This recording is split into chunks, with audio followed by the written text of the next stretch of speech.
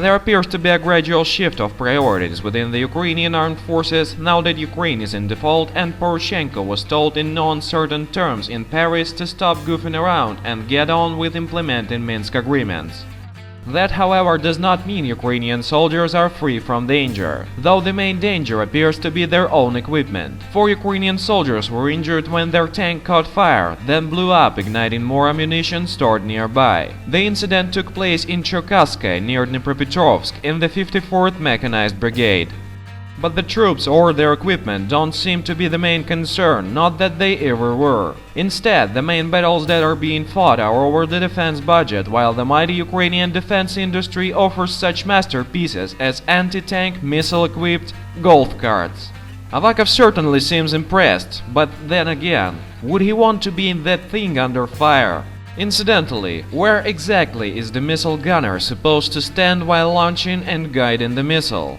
Ukroboronprom is now also facing competition from a newly formed military volunteer consortium. It will now hold an exhibition of its products later in October. Whether they can actually modernize or produce anything is another matter, though they will no doubt excel at pocketing the defense budget.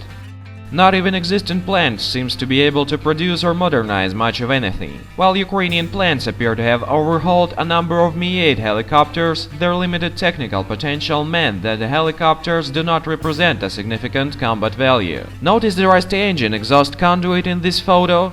Except maybe the fresh coat of paint, and Poroshenko standing in front of them. It's an example of modernized helicopter.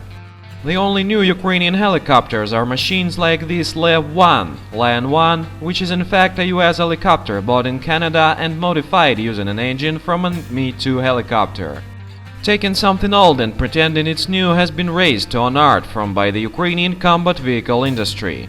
Even though they are receiving contracts to build brand new BTR-3 APCs, they are instead taking BTR-70 hulls and installing equipment from BTR-80s and passing these vehicles off as new machines. That the competition for defense hryvnia is growing is suggested by the involvement of the Military Prosecutor General Office, which accused the Ministry of Defense of corruption.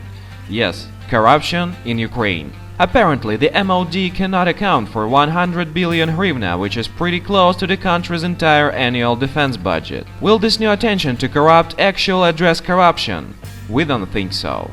Presumably, trying to salvage something from the catastrophe, Ukraine's Western partners are riding to the rescue. 30 Ukrainian soldiers have begun training at non-commissioned officer school in Poland. However, since their training program is only 26 days, it seems the whole thing is a Polish scheme to milk NATO for some funds and possibly identify or recruit agents within the Ukrainian military to further Poland's interests in Ukraine. Other foreign influences last week include the producement of Barrett M82 12.7mm sniper rifles by the National Guard and the purchase of single-shot anti-tank rocket-propelled grenades from Bulgaria. Sexy female sniper presumably was not included in the deal.